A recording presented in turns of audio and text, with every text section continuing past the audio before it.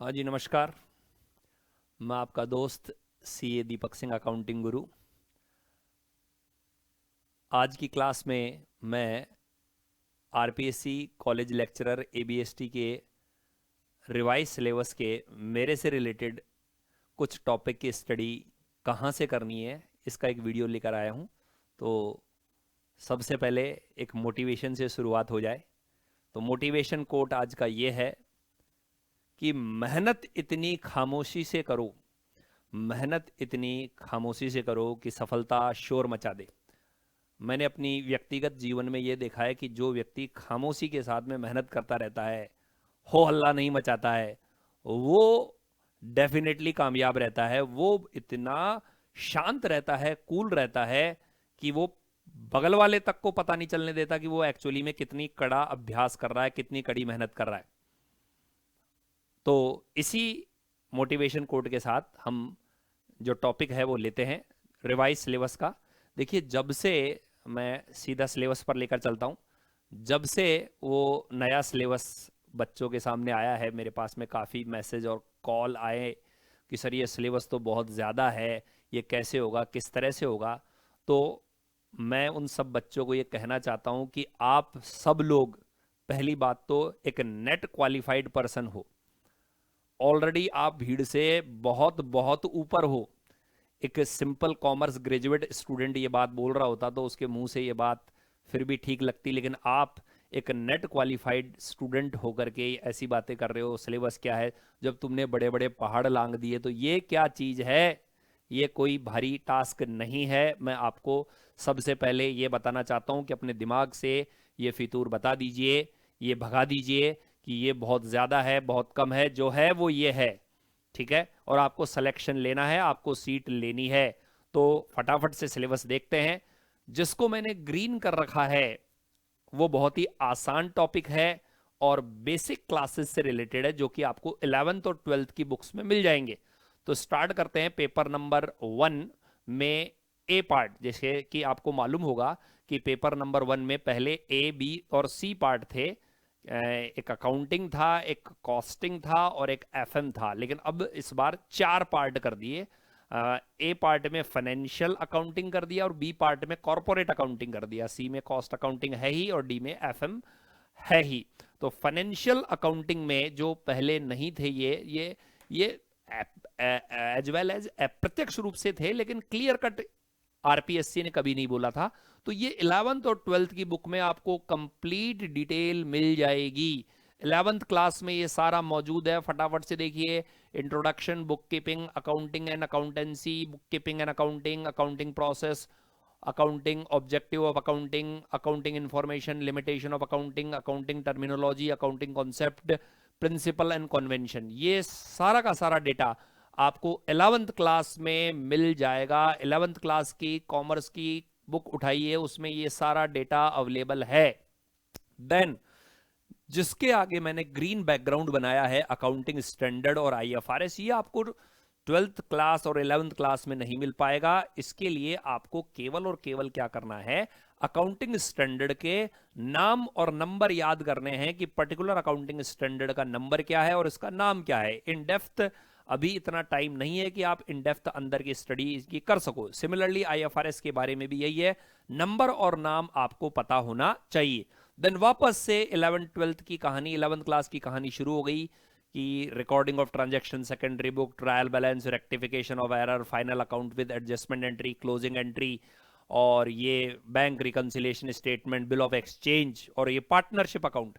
एक बार मैंने अपने टेलीग्राम चैनल पर और अपनी फेसबुक पेज पर पार्टनरशिप का क्वेश्चन डाल दिया था एबीएसटी लेक्चरर के नाम से। तो एक स्टूडेंट ने क्वेरी की थी, सर आप ये क्यों करवा रहे हो क्वेश्चन, पार्टनरशिप का रेशियो का क्वेश्चन है। तो मैंने कहा कि इस बार जुड़ेगा जुड़ेगा, क्योंकि अप्रत्यक्ष रूप से कंप्लीट सिलेबस शामिल होता है। इस बार आरपीएससी ने बस इसे डिस्क्लोज किया है। मैं आपको इतना बता दूं, पहले भी ये था बट इसको इतना डिस्क्लोज नहीं कर रखा था, बस अब इसको पूरा का पूरा उन्होंने डिस्क्लोज कर दिया है।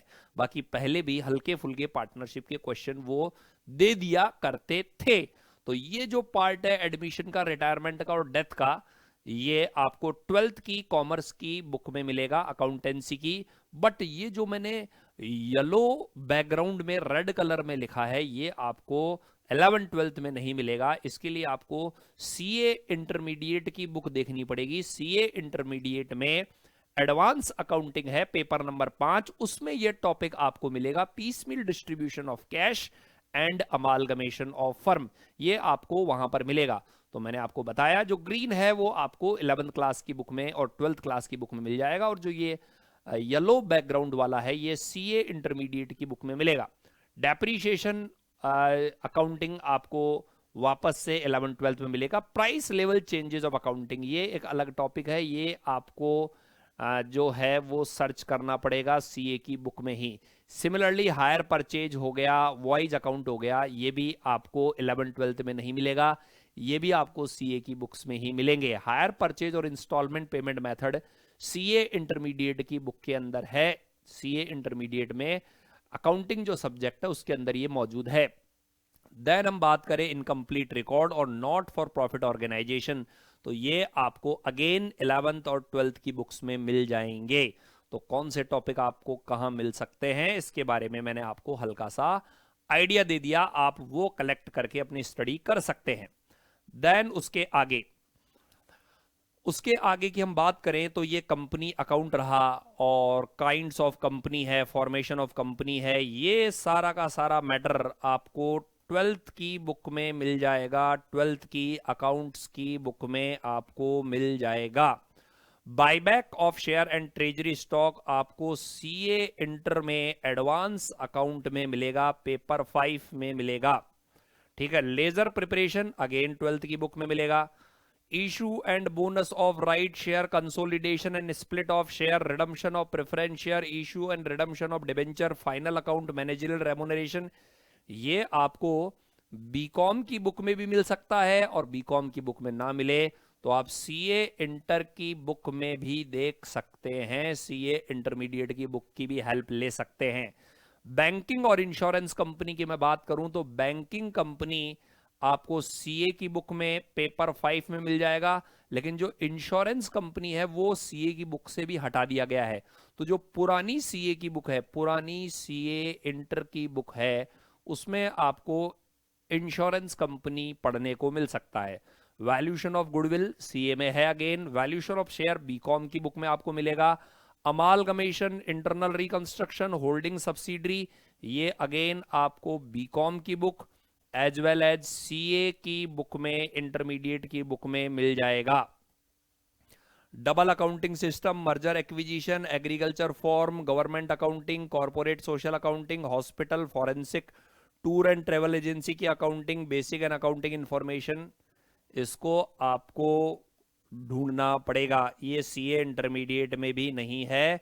ये आपको जो किसी पर्टिकुलर बुक या पर्टिकुलर गाइड कोई आ जाती है, अब गाइड तो बाजार में खूब सारी है, आप उनसे हेल्प इनकी ले सकते हैं ये, बट आपको सीए की बुक में भी देखने को नहीं मिलेंगे। आप फालतू में अपना टाइम वेस्ट करें, इससे तो बढ़िया मैं आपको पहले से बता दूं कि ये सीए की बुक में नहीं है। किसी जमाने में एग्रीकल्चर अकाउंटिंग, एग्रीकल्चर फार्म की अकाउंटिंग सीए में हुआ करती थी, लेकिन वो कहानी 2002-3 की है। सर ये आप बता तो रहे हो, लेकिन इनमें से क्वेश्चंस कितने आएंगे, तो ये मैं आपको आइडिया नहीं बता सकता कि इस टॉपिक में से इतने क्वेश्चंस आएंगे, क्योंकि एग्जामिनर जो पेपर सेटर होता है उसकी एक वे ऑफ पेपर डिजाइनिंग होती है। हो सकता है वो इन चैप्टर में से क्वेश्चन कम सेलेक्ट करे, हो सकता है वो इन चैप्टर्स में से क्वेश्चन ज्यादा सेलेक्ट करे, हो सकता है वो जो 11th 12th वाले पार्ट है उनमें से ज्यादा सेलेक्ट कर ले, क्योंकि उसे देने तो अकाउंटिंग के 50 सवाल ही हैं। तो उन 50 सवालों में वो कंपनी का हो गया या 11th 12th का हो गया, उसका पार्ट ले ले और इनका पार्ट कम ले। बट ये एक एस्टिमेट ही लगाया जा सकता है कि वो कितना पार्ट वहां से लेगा और कितना पार्ट यहां से लेगा, उसके बारे में कहीं कोई क्लैरिफिकेशन नहीं है कि इन पार्ट के अंदर इतने क्वेश्चन आएंगे। अब कई स्टूडेंट मेरे से ये कह रहे हैं क्या सर इनको पूरा का पूरा छोड़कर चले जाएं, तो मेरा उनको एक ही सजेशन है कि सबसे पहले जो ग्रीन वाला पार्ट मैंने बताया था, जो 11th 12th वाला पार्ट है, सबसे पहले वो करें। देन जो आप लोगों का ये जो ग्रीन बैकग्राउंड में मैंने व्हाइट में लिख रखा है, देन वो करे। सबसे पहले जो क्लियर ग्रीन लिख रखा है जैसे 11th और 12th की बुक्स में, वो करे, वो पूरा हो जाए, देन फिर ये ग्रीन बैकग्राउंड में जो मैंने व्हाइट लिख रखा है वो करे, और ये भी पूरा हो जाए, तब आप आइए इस येलो वाले पार्ट में जिसमें येलो बैकग्राउंड में मैंने रेड कलर में लिख रखा है। ये आपकी पढ़ने की स्ट्रेटेजी रहनी चाहिए, नंबर 1, नंबर 2, नंबर 3। तब तो आप मेंटली सेटिस्फाइड रहोगे। और अनाप शनाप पढ़ना शुरू कर दिया, पहले ये चैप्टर उठा लिया उसके बाद ये चैप्टर उठा लिया, तो कंफ्यूजन में चले जाओगे। आप इसी तरह इसको सीरियल ऑर्डर में पढ़ोगे तो कोर्स आपकी पकड़ में रहेगा, काबू में रहेगा। तो 1 बाय 1 पढ़िए। वो टॉपिक जो मैंने ग्रीन में बताया है वो पढ़ने में बिल्कुल आसान है, फटाफट से दोहराया जा सकता है, और यदि भगवान की कृपा रही तो उनमें से काफी अच्छे सवाल आएंगे। देन ये वाला पार्ट ले जिनका ग्रीन बैकग्राउंड व्हाइट फॉन्ट में लिखे हुए हैं, और लास्ट में आप इस पार्ट को ले। देन अगला पार्ट कॉस्ट अकाउंटिंग में लेता हूं। कॉस्ट अकाउंटिंग जो पार्ट है उसके अंदर बात ऐसी है, कॉस्ट अकाउंटिंग के अंदर जो आपका सिलेबस दिया हुआ है कॉस्ट अकाउंटिंग मेथड, उसमें कुछ इस तरह से पार्ट है कि concept of cost and cost control, cost accounting method, ये आपको बीकॉम सेकेंड ईयर की बुक में कॉस्ट अकाउंटिंग वाले पार्ट में मिल जाएंगे।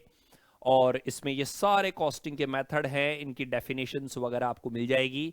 जो इंटीग्रेटेड, नॉन इंटीग्रेटेड है, मार्जिनल कॉस्टिंग है, मार्जिनल कॉस्टिंग की टेक्निक है, इसके अलावा बजट है, और स्टैंडर्ड कॉस्टिंग में मटेरियल, लेबर, ओवरहेड और सेल्स वेरिएंस है, ये भी आपको मिल जाएंगे। तो सबसे पहले आपको ये पार्ट करना है। इनमें 11th 12th में कुछ था नहीं, इस कारण से प्योर ग्रीन में जो लिखता था वो यहां पर लिखने का काम ही नहीं। तो सबसे पहले आपको इन्हें देखना है। जब ये पार्ट पूरा हो जाए तो फिर आप आ जाओ इस पर, जिसमें एक्टिविटी बेस्ड कॉस्टिंग आ गया, ट्रांसफर प्राइस आ गया, लाइफ साइकिल कॉस्टिंग आ गया, strategic cost and performance evaluation आ गया, ईडीपी आ गया, प्रोडक्टिविटी अकाउंटिंग आ गया। तो ये कुछ सीए इंटरमीडिएट, सीए फाइनल से लिए गए हैं और थोड़े से हैवी हैं। तो सजेशन मेरा यही है, व्यक्तिगत मेरी राय ये है, पहले वो वाला पार्ट, देन यदि आपको लगता है कि उनमें आपको फुल कॉन्फिडेंस आ गया है, देन ये वाले पार्ट पर आप आइए। तो ये हमने कॉस्ट अकाउंटिंग के बारे में बता दिया कि तैयारी किस तरह से करनी है। लास्ट ऑडिटिंग, ऑडिटिंग के अंदर सबसे ज्यादा स्कोरिंग जो सब्जेक्ट है, ये ध्यान रखना, ऑडिटिंग जो है वो पेपर सेकंड में है। मैं केवल यहाँ पर पूरे सिलेबस के बारे में डिस्कशन नहीं कर रहा हूँ, मैं केवल जो सब्जेक्ट खुद पढ़ाता हूँ, अकाउंटिंग, कॉस्ट अकाउंटिंग और ऑडिटिंग, केवल उन्हीं के सिलेबस का डिस्कशन यहाँ पर कर रहा हूँ। तो आप ये ना सोचे कि ऑडिटिंग पेपर 1 में कैसे आ गया, ये पेपर 2 में आता है और बी पार्ट में आता है। तो ऑडिटिंग में जो मैंने ग्रीन कर रखा है वो आपको अच्छी तरह से बिल्कुल याद होना चाहिए, कंठस्थ होना चाहिए, क्योंकि जो सबसे ज्यादा मार्क्स आ सकते हैं वो ऑडिटिंग में ही आ सकते हैं। तो बिल्कुल आसान आसान टॉपिक है, internal control, vouching, verification, audit programme, documentation, audit of company, right duties of auditor, बिल्कुल आसान। देन ये हो जाए तो फिर इस नेक्स्ट पार्ट पर आइए आप, audit of bank, insurance company की ऑडिट, चैरिटेबल ट्रस्ट की ऑडिट, एजुकेशनल इंस्टीट्यूशन की audit, management audit, efficiency audit, cost audit, EDP audit, social audit, performance audit, tax audit of accounting information system. तो ये है, केवल मैंने 3 पार्ट का syllabus आपको समझाया है कि आपको इनमें मेरी राय के अनुसार पहले क्या करना है, उसके बाद क्या करना है, और उसके बाद भी यदि आप में क्षमता है, डेडिकेशन है, आप ऑलरेडी कर चुके हैं, तो फिर इस पार्ट पर आप स्विच होइए। देन आपको पता होगा कि पेपर 1 में 150 सवाल आएंगे, 75, 150, 75, 100 और 50। तो मैं आपको सिर्फ और सिर्फ इतना बताना चाहता हूं कि टोटल जो 200 नंबर का है उसमें यदि आप 75% का टारगेट बना के चले, 75% का, तो आपकी सीट एकदम पक्की है। आप अपने दिमाग में सेट कर लीजिए कि मुझे 75 मार्क्स अचीव करने हैं। हाँ, यदि 75 मार्क्स आपके आ जाते हैं तो आपके सिलेक्शन के चांस पूरे पूरे बनते हैं। तो कौन से टॉपिक छोड़ने हैं, कौन से नहीं छोड़ने, इसके बारे में मैं नहीं बोल सकता, लेकिन मैं इतना बता सकता हूं, पहले क्या पढ़ना है, उसके बाद क्या पढ़ना है, और सबसे लास्ट में क्या पढ़ना है, और ये भी मेरे व्यक्तिगत विचार हैं। ठीक है, पढ़ने का तरीका ये होगा ताकि आप में कॉन्फिडेंस डेवलप हो। यदि आप पहले ही हार्ड पार्ट को पढ़ना चालू कर दोगे तो पढ़ने में मन नहीं लगेगा और एग्जाम तक आते आते आपको बिल्कुल मेंटल डिप्रेशन आना शुरू हो जाएगा कि मुझे कुछ भी नहीं आता है। मैं आपकी हेल्प करने के लिए फ्री में टेस्ट सीरीज चला रहा हूं और आप मेरे टेलीग्राम चैनल को भी ज्वाइन कर सकते हैं और दीपक सिंह अकाउंटिंग गुरु एप्लीकेशन को भी ज्वाइन कर सकते हैं। इस एप्लीकेशन पर मैं अब तक already 4 free test series organise करवा चुका हूं। जो भी स्टूडेंट मेरे एप्लीकेशन को डाउनलोड करता है मेरे को चैट बॉक्स में मैसेज भेजता है कि सर मुझे फ्री टेस्ट सीरीज देनी है कॉलेज लेक्चरर की, मैं उसे ऐड कर देता हूं और आपको एक बढ़िया क्वालिटी के रेपुटेड क्वेश्चन बाईलैंग्वेज फॉर्मेट में मिलते हैं। काफी सारे स्टूडेंट उसका बेनिफिट उठाते हैं और बकायदा आपको मार्क्स अनाउंस होते हैं, आपको रैंक पता चलती है कि आप किस रैंक को प्रिवेल कर रहे हैं। क्वेश्चन का लेवल मैं डाउन नहीं रखता, मैं अप रखता हूं। तो यदि आप मेरे साथ जुड़ करके और तैयारी करना चाहते हैं तो आप फ्री में ये सुविधाएं मेरे से ले सकते हैं। और यदि कोई स्टूडेंट चाहता है कि मुझे पूरा कोर्स करना है तो पूरा कोर्स जो है वो रिकॉर्डेड ही अब अवेलेबल हो सकता है, जिसका लिंक मैं अपने डिस्क्रिप्शन बॉक्स में दे रहा हूं। पाठशाला क्लासेस पर वो अवेलेबल है, आप चाहें तो उसे रेफर कर सकते हैं। बाकी सेल्फ स्टडी तो बेस्ट स्टडी है और फ्री में मैं आपकी टेस्ट सीरीज तो ऑर्गेनाइज करवा ही रहा हूं। तो ऐसे ही तैयारी करते रहिए, मनोबल ऊंचा रखिए, ठीक है, मुस्कुराते रहिए, मेहनत करते रहिए और सफलता आपके कदम जरूर चूमेगी। ये बात दिमाग में फिट बैठा दीजिए। जय श्री कृष्णा। मिलेंगे नए टॉपिक के साथ किसी अगले दिन। Okay, bye.